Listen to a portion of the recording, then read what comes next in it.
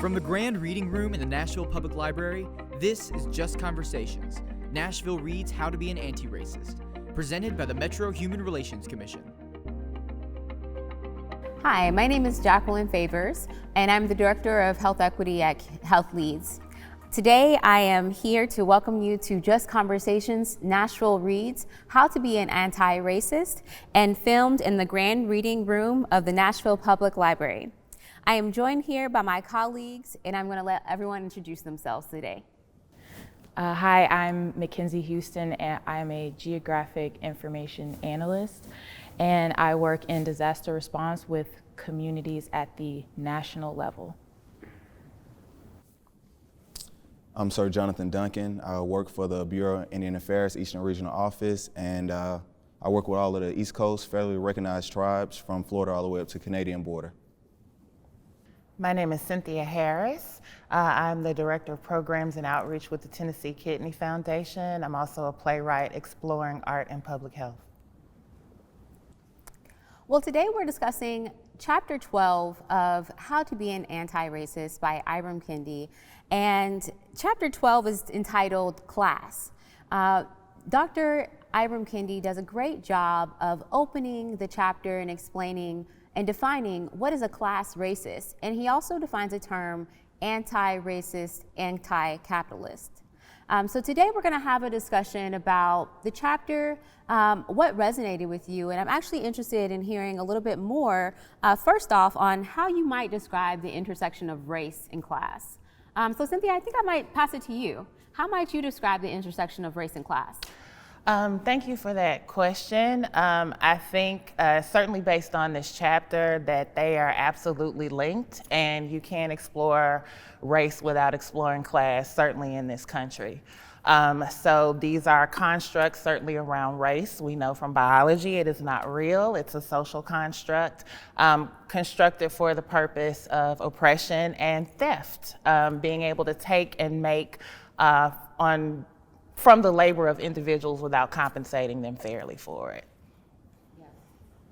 I definitely agree with that, especially the piece about theft. And I'm going to talk a little bit more later on about why we can't talk about racism without talking about classism. So thank you for that.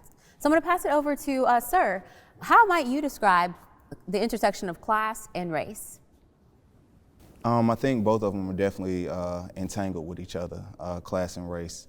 As we look through history, a lot of times, race has always been one of the proponents for people to be identified as lower class, especially in black areas and people of brown and other, nationalities. Just with it, I think that it's important to go ahead and try to separate the two so that we can start to move forward with an agenda of trying to, better the whole human race as a whole. Okay, well, thank you.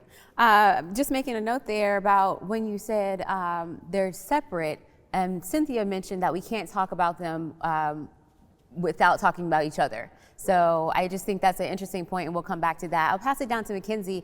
So how might you describe the intersection of class and race? So I guess kind of piggybacking off of Cynthia, I do think that they go together, and you can't really understand one without understanding the other. So that's what I have to say on that. Okay, yeah. And I think it's particularly interesting when you get to what happens at that intersection. I think all of you actually alluded to it, is that once you get to that intersection, because of the country, the society that we're living in, one, it may already be a pro or con, depending on what your status is in the country, and as well as the other. So I'm wondering, what do you think actually happens at that intersection that makes this such a important conversation that the author brings up in the book? What happens at that intersection? I think at that intersection, certainly when we're talking about people of color, specifically thinking about the experience of African Americans in this country, we see the worst of our capitalism when we also factor in race. So it's unavoidable when we look at that intersection, all of the ways that this idea of capitalism and markets, which should serve us and generate more benefits and wealth for all of us as an idea, completely falls apart there. So I think, it's that really glaring space that lets us know what our problems are as a culture that is absolutely built around capitalism and race or racism. Right, yes, I absolutely agree.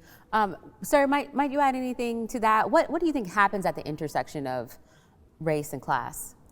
As far as what happens at the intersection there, definitely to talk about the capitalism part of it, it's a hard one because we have always seen that with race that capitalism has always gone to exploit those, of the Black and brown community. And just with it, I know that we've tried, a lot of time throughout history to pick ourselves up by our bootstraps, to create our own economy so that we can also profit off of capitalism. But, we've always been knocked down, and as you can see in the Tulsa, Oklahoma with the Greenwood District. You can see in Tallahassee, Florida, what happened. You can see in times of, in Arkansas where they had the Red River, where they had sharecroppers that were trying to say that we need fair market value for our crops that we're producing, and they're not getting it. So, all the time throughout history, we've seen capitalism exploit, people of Black and brown, origins. Yeah.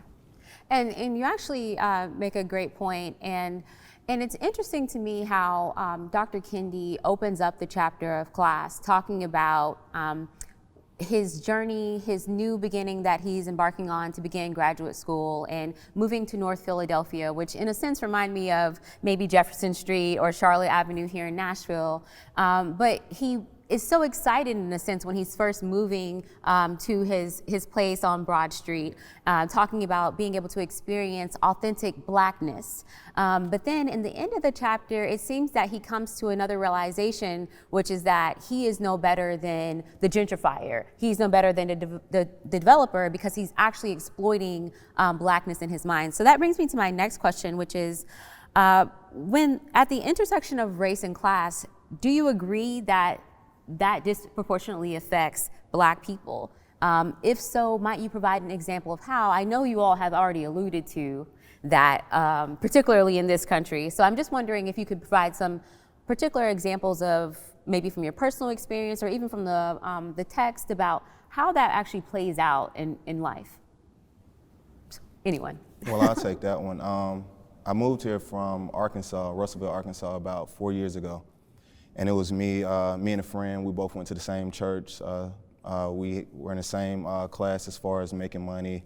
I actually had higher credit score, made more money, and we got a loan from the same lending institution at the same time, same week. I ended up with a higher rate, and he ended up with a lower rate. He was my white counterpart. So it was interesting to see just that dynamics of, even when you try to do the best that you can, that you still sort of, end up behind the 8 ball, as far as trying to get ahead in life. So that's my example of that. Thank you for sharing that. And Mckenzie or Cynthia, would either of you add to that? I think one of the ways that it resonates for me is in thinking about Black women and our maternal health outcomes.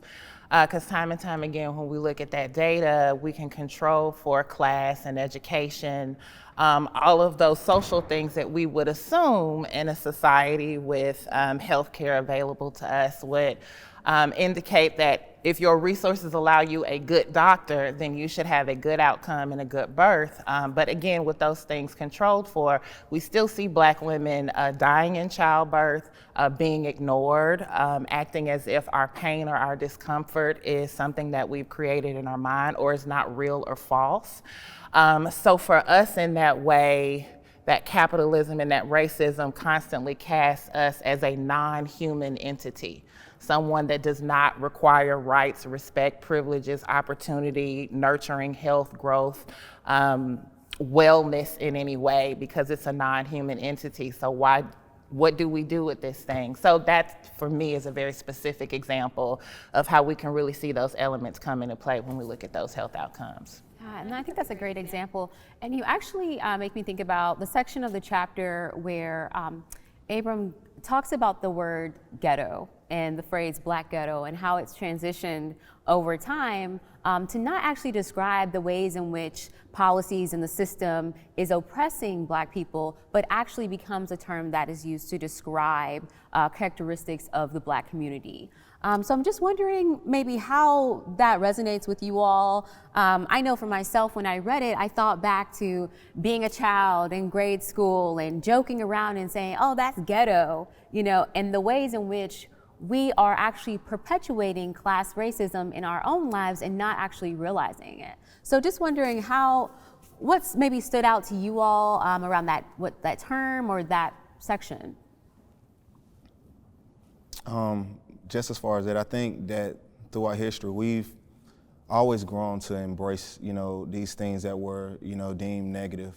And sometimes we do actually, you know, perpetuate the class of it, but we also, us embracing it, we create our own class. Like say from me coming from Atlanta, Georgia, you know, out of the, what you would call the hood, we took those terms, you know, and we turned it into something else. We try, you know, you take lemons and you make lemonade. So yes, we do perpetuate the class, but we also create something new out of it. You know, so I see it with a lot of my people that's around me that start their music careers, that, you know, start to build in those ways. So we embrace it because it's gonna be there. It's hard to sort of, you know, distance yourself from it because society doesn't allow for you to do that. We see it, you know, every day in the news, you know, talk about the ghetto, we talk about, you know, blacks in a negative, you know, way. So we just try to sometimes embrace it because that's the only thing that you can do sometimes when it hurts. Yeah. And you mentioned how we talk about it in a negative way within our own races. And that's something that the author also talks about. Of course, there's the in-between classes, comparing white to Asian to black or Latino, but there's also within class, the class racism, which shows up in a sense of elite versus not elite or poor. Maybe black elite versus black poor, white elite versus white poor, what the author describes as white trash in common society language. So I'm wondering if you all have any personal examples about how class and race may show up in that sense internally in black culture. Mckenzie? Sure. I do find in black culture, if you're not of a certain class, we do tend to treat each other differently, almost as if we're not deserving of the same respect. Even though, you know, we are the same race and a lot of us have the same experiences like coming up, but it's kind of like when we come into some money, gain more important titles, the people that we view to be lesser than us are no longer deserving of our respect, even though they are still our people. I just think it's a thing because one, money, so like they say money is the root of all evil. Money does change people. Power changes people. And so I feel like once people reach a certain level, they just, in their mind, they think that they're better than you. So that's my view on it. Would anyone else add to that? Sure. I think, again, these ideas of capitalism and racism, in that they are the fabric of our culture, require that we as Black people participate in a certain way. And so to participate, to survive, to work, to do anything, we have that constant awareness of how we are cast. And it continues to try to associate a certain level of value with some forms of humanity versus others. And everybody wants to feel like a complete and total human. And also within that is there's that sense of there's not enough of anything to go around. So when you elevate in class status, you got to keep it and hoard it because there's not enough to help everybody else. Or if somebody else comes up with you, there's that inherent sense of competition that is required as well. But again, we internalize those things that we're exposed to over and over and over again. So as you mentioned, we grew up saying something was ghetto, which was code for something was bad. What essentially looking back at it with adult eyes, it means that something was an expression of Blackness. Something was happening that came out of a survival strategy, and survival strategies are always brilliant. brilliantly designed and a fact of our humanity. But we have to critique it because no one wants to be the least of us. No one wants to be in this, poor and person of color. That's the lowest place you can be, because on this hierarchy of what race and class create for us, if we are both poor and of color, we are the least human thing, and we get the least of all the resources, if any at all, and we are appropriate to be exploited, and we are then deemed appropriate to be used and to have all of our resources and brilliance taken from us. Yeah, you hit on several great points. And one point that I want to bring up is a point that the author makes in the book about blaxploitation and films that were created in the 50s, 60s, 70s, which in a sense exploited Black culture, the parts that might not be as great, the crime, drugs, pimping, those sort of things, they were sort of exploited and sensationalized in movies like Shaft, right? So I'm just wondering, what were sort of your reactions to blaxploitation? I think, so it is like a creative idea that also is being birthed out of racism and capitalism happening around us and shaping us. So you have to also think about, Shaft becomes a hero for us. Even your Dolomites and your pimps, that's a person with wealth and resources who has put a community of humans together to generate some more income. But that's power, and in the normal world, so to speak, that power may not be accessible in that way. So it's all of those things. But you can't take our heroes away from us, however we choose to find them. And if it's just that, then that's an issue. We know that there are other heroes and other ways that our narratives can be expressed, but that was one of them, and that was one of the ones that was acceptable. So it wasn't just, we have to think about financing, who paid for some of those things, who was gonna then distribute it, like how is that gonna get around? And that requires even a Black creator to deal in racism and capitalism. And so maybe you couldn't sell someone who wasn't a pimp. So we can't forget that that's a part of also what that final product of our creativity looks like. Yeah, certainly when he talks about the movie where the African American man is running away or gets away from the police and ultimately goes and lives a life in Mexico happily. I think that it's also just a sense of wanting to see a different story played out for our culture. So thanks for that. And I'm going to move on to the next question that I have for you all. And Kende also asserts that anti-racist policies cannot be eliminated or cannot eliminate class racism without anti-capitalist policies. So going back to talking about capitalism and racism and why they cannot be separated or why they cannot be taken away without taking away the other, if anti-capitalism cannot eliminate class racism without anti-racism, what do you think we should what do you think we should do? And I'm asking that thinking about our current climate around racism. This year, with the Black Lives Matter movement really coming to a head, we, I think, have a certain momentum around being anti-racist, but not necessarily around capitalism.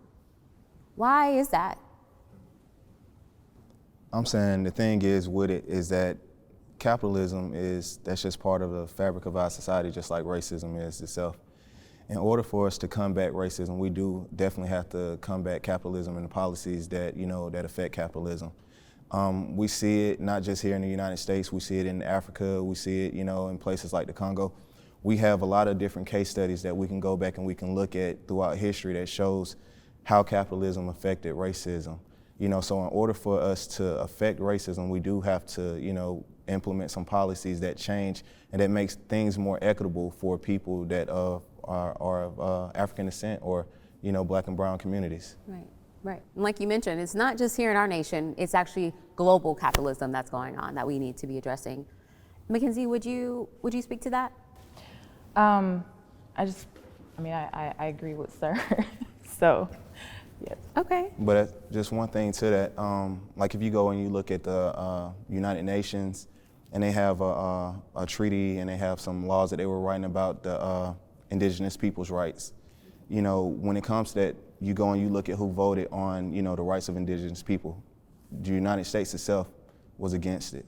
And this was in, you know, in the early 2000s. So even in today with everything that's going on, you know, we're still not looking to change, because in order to change those policies, you have to say that, okay, we were wrong. And in order to say that you're wrong, that means that you have to actually go and have a solution for it. And sometimes the cost is too high. Mm-hmm. And nobody wants to pay that cost.